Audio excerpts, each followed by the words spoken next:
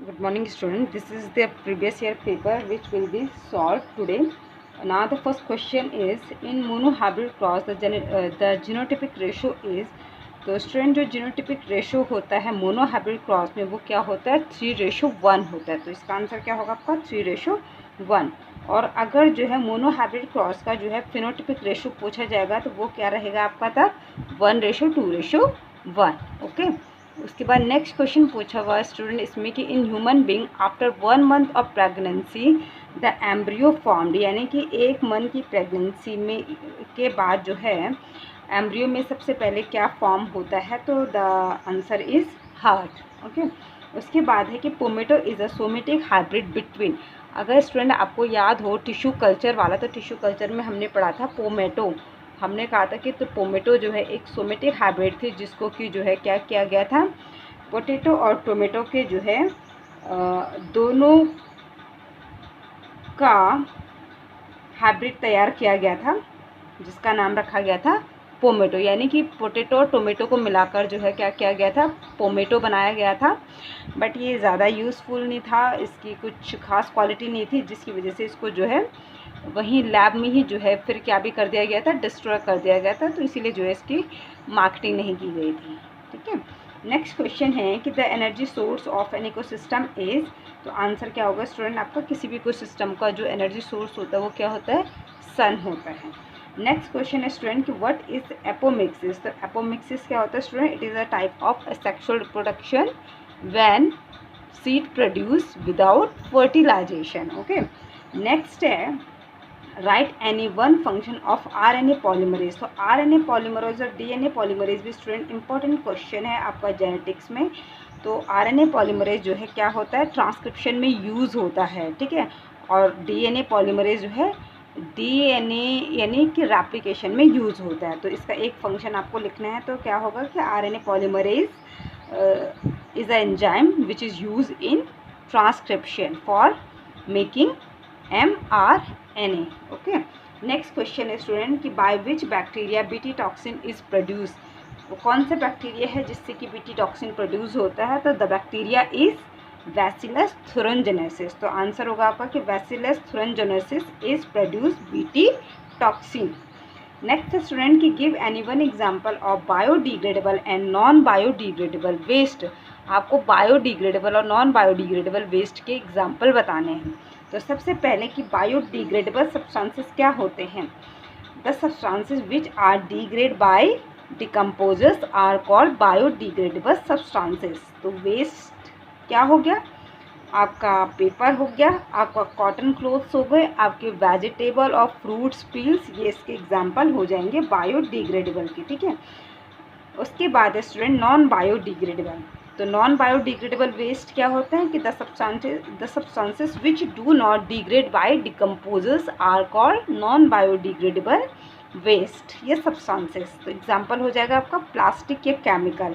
तो स्टूडेंट आपने जो है 1 मार्क्स का क्वेश्चन है, तो कोई आपको खिचड़ी नहीं बनानी है, सीधे आप लिखोगे एग्जाम्पल ऑफ बायोडिग्रेडेबल वेस्ट और डैश करके क्या लिख दोगे, 1 पूछा हुआ तो आप लिख दोगे पेपर। ठीक है। और नॉन बायोडिग्रेडेबल वेस्ट और डैश करके लिख दोगे प्लास्टिक, बस इतना ही। ठीक है। 1 मार्क्स के क्वेश्चन में कोई खिचड़ी नहीं बनानी है, बस सीधे 1 to 1 आपका आंसर होना चाहिए। नेक्स्ट है कि वेयर एंड, अब 2 मार्क्स का क्वेश्चन आपका स्टार्ट हो जाता है, where and by which the development and nutrition of embryo take place in viviparous animals. तो ये मैंने पिछले वाले पेपर में भी आपको एक्सप्लेन किया था। तो सबसे पहले क्या होगा कि द एम्ब्रियो, सॉरी यहाँ से होगा आंसर आपका कि in viviparous animals the embryo develop into the uterus. Viviparous animals में जो एम्ब्रियो होता है वो कहाँ डेवलप होता है, यूट्रस में होता है। और फिर आप नेक्स्ट लाइन में क्या लिखोगे कि the embryo take place nutrition in to the mother through the placenta. ठीक है। इतना आपका ये आंसर हो जाएगा। ठीक है। क्योंकि आपको पता है कि जो एम्ब्रियो होता है वो मदर से जो है न्यूट्रिशन लेता है थ्रू द प्लेसेंटा के थ्रू। ठीक है। उसके बाद नेक्स्ट क्वेश्चन है कि write any 2 remedy to prevent sexually transmitted infection या डिजीज़ जो होगा। ठीक है। तो आपका क्या हो जाएगा, आपका जो है, आप स्टूडेंट यहाँ पर कुछ पॉइंट्स हैं, इनमें से आप कोई सा भी लिख सकते हो आपका HIV वाले टॉपिक में। ठीक है। तो ये वाला आपका हो गया making blood safe from HIV, है ना। उसके बाद use of only disposal needles and series in public and private hospital and clinic, ठीक है। यूज़ ऑफ कंडोम हो जाएगा आपका, ठीक है। उसके बाद कंट्रोलिंग ड्रग्स अब्यूज़ हो जाएगा, ठीक है। उसके बाद हो जाएगा आपका promoting regular checkup for HIV इन सस्पेक्टेड पीपल्स, ठीक है। तो आपको जो है सिर्फ जो है 2 पूछे हुए, तो आप सबसे पहला सिंपल सा ये लिख सकते हो कि यूज़ कॉन्डोम, और दूसरा आप ये लिख सकते हैं कि use of only disposable needles and syringe in public and private hospital and clinics, ठीक है। या फिर आपको अगर सेफ लगे, ईजी लगे, तो आप ये वाला भी लिख सकते हो कि making blood safe from HIV, ठीक है। तो 2 पॉइंट्स आप कोई सा भी लिख सकते हो, इतना डिफिकल्ट नहीं है। नेक्स्ट क्वेश्चन है स्टूडेंट कि write any 2 function of promoter, यानी कि जो प्रमोटर होते हैं उसके 2 फंक्शन पूछे गए हैं। तो प्रमोटर जो है आपका जेनेटिक्स का टॉपिक है। तो प्रमोटर का फंक्शन क्या होता है स्टूडेंट, सबसे पहला फंक्शन तो ये हो गया कि जो प्रमोटर होता है ये जो है चाहे वो RNA पॉलीमरेज हो चाहे DNA पॉलीमरेज हो, इसको जो है बाइंडिंग साइट देता है, ठीक है। यानी कि प्रमोटर रीजन पर आकर ही जो है क्या होता है आपका DNA पॉलीमरेज, अगर जो है रेप्लिकेशन है तो DNA पॉलीमरेज जो है वहाँ पर आकर बाइंड होगा प्रमोटर रीजन में, या फिर जो है आपका ट्रांसक्रिप्शन है तो RNA पॉलीमरेज आकर वहाँ पर बाइंड होगा। तो सबसे पहला फंक्शन क्या हो जाएगा प्रमोटर का कि जो DNA पॉलीमरेज है वो प्रमोटर रीजन पर आकर बाइंड होता है, ठीक है। तो आप ये लिख सकते हो कि जो प्रमोटर होता है ये DNA पॉलीमरेज को जो है क्या करता है, बाइंडिंग साइट देता है, और सेकंड फंक्शन हो जाएगा कि ये प्रोसेस को जो है इनिशिएट करता है। ओके, नेक्स्ट क्वेश्चन है स्टूडेंट कि व्हाट इज टर्नर सिंड्रोम। तो स्टूडेंट इससे बहुत क्वेश्चंस आते हैं टर्नर सिंड्रोम, डाउन सिंड्रोम और आपका क्लाइनफिल्टर सिंड्रोम से, ठीक है। 1 मार्क्स में भी, 2 मार्क्स में भी और 3 मार्क्स में भी, तो इसीलिए मैं आपको इसको थोड़ा सा अच्छे से बता ही देती हूँ। तो देखो स्टूडेंट, सबसे पहले आपका जो है डाउन सिंड्रोम। तो डाउन का मतलब होता है कम, बट एक्चुअल में इसमें क्या होता है, एक ज़्यादा होता है क्रोमोसोम्स का नंबर, तो 47। आप इसको इस तरीके से याद कर सकते हो। तो जो क्रोमोसोम्स के जो नंबर होते हैं, डाउन सिंड्रोम वाला जो पेशेंट होता है, सबसे पहले तो जो डाउन सिंड्रोम है या क्लाइनफिल्टर सिंड्रोम है या टर्नर सिंड्रोम है, it is a genetic disorder. उसके बाद डाउन सिंड्रोम में जो है जो नंबर ऑफ क्रोमोसोम्स होते हैं वो 47 होते हैं, और जो क्रोमोसोम्स नंबर 21 होता है यहाँ पर ट्राइसोमी हो जाती है, यानी कि 21 में जो है 2 के बदले जो है 3 क्रोमोसोम्स हो जाते हैं, जिसकी वजह से जो है क्रोमोसोम्स की संख्या 46 के बदले 47 हो जाती है, ठीक है। उसके बाद जो है क्लाइनफिल्टर सिंड्रोम में क्या होता है कि जो नंबर ऑफ क्रोमोसोम्स होता है इसमें भी क्या होता है 47 ही होते हैं, और ये जो है जो सेक्स क्रोमोसोम्स होते हैं, सेक्स क्रोमोसोम में क्या होता है, एक जो है क्या होता है, जो मेल होता है, मेल में जो है एक एक्स्ट्रा एडिशनल एक्स क्रोमोसोम बन जाता है, ठीक है। तो ये हो गया आपका क्या क्लाइनफिल्टर सिंड्रोम, ठीक है। तो डाउन सिंड्रोम में भी 47 होते हैं क्रोमोसोम्स के नंबर, और क्लाइनफिल्टर सिंड्रोम में भी 47 होते हैं। डाउन सिंड्रोम जो होता है वो 21 क्रोमोसोम्स में होता है, जो कि सेक्स क्रोमोसोम नहीं है, तो जिसकी वजह से 21 में ट्राइसोमी हो जाती है, तो 46 के बदले 47 क्रोमोसोम्स होते हैं। क्लाइनफिल्टर और टर्नर सिंड्रोम जो है ये सेक्स क्रोमोसोम्स में होते हैं।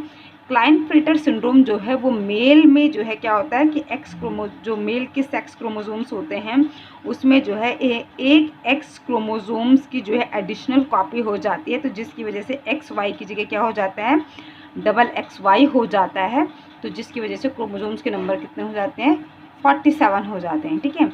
उसके बाद नेक्स्ट स्टूडेंट लास्ट आपका टर्नर सिंड्रोम। तो टर्नर सिंड्रोम में जो है क्या होता है, ये जो है फीमेल में होता है, फीमेल के जो है सेक्स क्रोमोसोम्स में होता है, और इसमें क्या होता है कि जो फीमेल का एक्स क्रोमोसोम्स होता है वो एक जो है क्या हो जाता है, अब्सेंस हो जाता है, तो जिसकी वजह से फीमेल में 46 के बदले 45 क्रोमोसोम्स हो जाते हैं।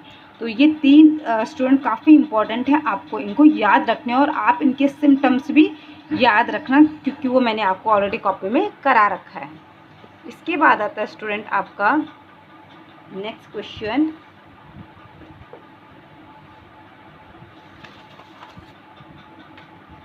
नेक्स्ट क्वेश्चन है स्टूडेंट आपका कि what do you understand by infectious disease and non infectious disease.